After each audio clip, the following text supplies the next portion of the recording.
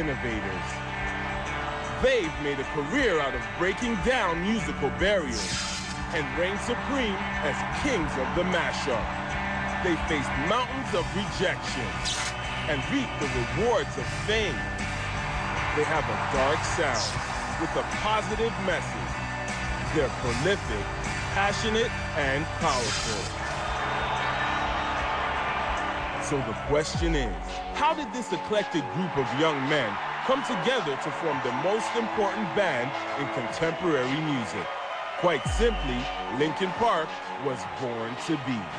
I've become so numb, I can't feel you there. I've become so tired, so much more aware. I'm becoming this. All I want to do is be more like me and be less like you. My mother always wanted me to be a lawyer, A doctor. an architect like my father, My dad insisted on medical school. I was always expected to be a part of the family business. a bank manager. But I was born to be.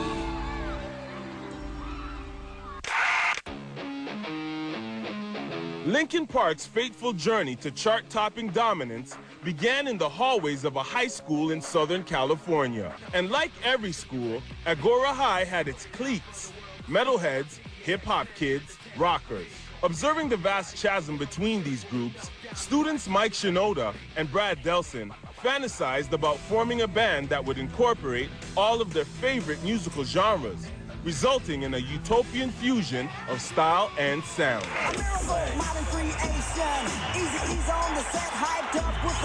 We're a hybrid of musical styles, but we're also a hybrid of louder and quieter elements also.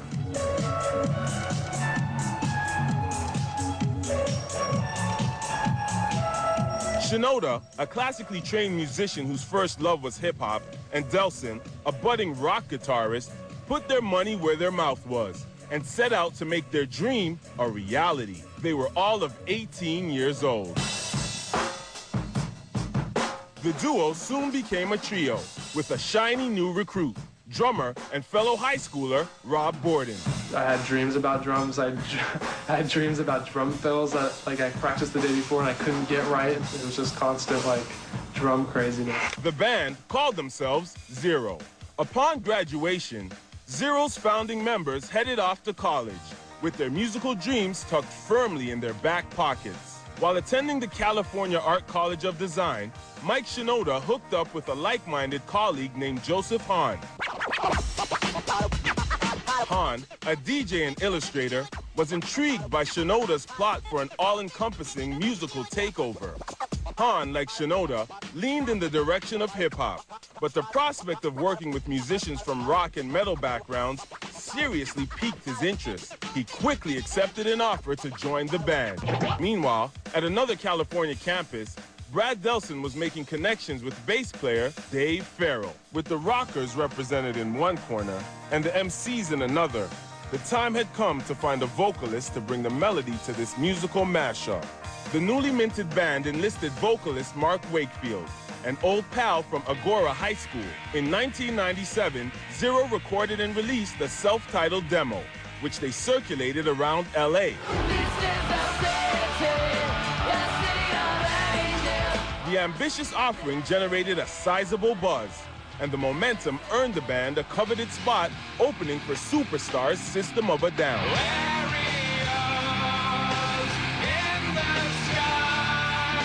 The showcase proved to be very profitable for the rock stars in the making.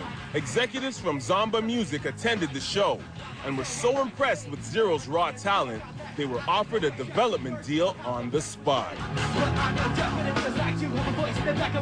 Encouraged by the lightning speed success, the guys amped up their commitment to the band. They began to play the LA circuit with frequency, with hopes of landing a record deal. The Strip has always been, I mean, that's where we grew up. You know, I played there a lot, and Brad and Rob, our guitarist and drummer, had played in bands before even I did, so they'd been playing there too. And it's always been somewhere that the young bands, go to try out their stuff. But fate had something else planned for Zero.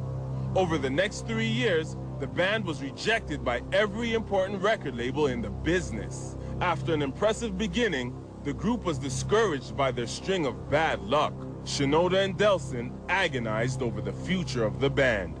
Eventually, they came to the conclusion that in order to survive, they needed a frontman who could better represent their eclectic sound. In 1999, Mark Wakefield was dropped from Zero. The remaining members contacted their old recruits at Zomba Music in the hopes of finding a stellar new vocalist. Jeff Blue, an early supporter of the band and VP of A&R at Zomba, recalled a young up-and-coming singer named Chester Bennington. Fate was working her magic when Bennington, based in Phoenix, Arizona, received a phone call from Zomba in the midst of his 23rd birthday celebrations. Worship the crown, kiss my hand. The next day, a package arrived on his doorstep containing 2 demos from Zero, a track with Wakefield singing and an instrumental version of the same song. Chester couldn't believe his good fortune. He was drawn to the music as if by magnetic force. When he sat down to write parts for the song, the melody and lyrics came effortlessly. After 3 days of intense reworking, Chester sent the finished product back to California. When the band heard Bennington's tape, they were blown away. Don't turn your back on me, I won't be ignored. In an instant, they knew they'd found the missing piece of the puzzle. Chester has this incredible weird thing when he sings really aggressive. He has like 2 or 3 different voices inside his voice. You can hear 2 or 3 different notes, and it's the strangest thing in the world. But before they could go from zeros to heroes, the band had to hatch a plan of attack. When we return, the guys get focused, find freedom, and cash in on some hard-earned success. But not before spending a little extra time at the School of Hard Knocks. People made jokes about like us being put together by a boy band producer thing or something. Watch as these musical renegades make a fresh start and go for broke. Born to Be continues.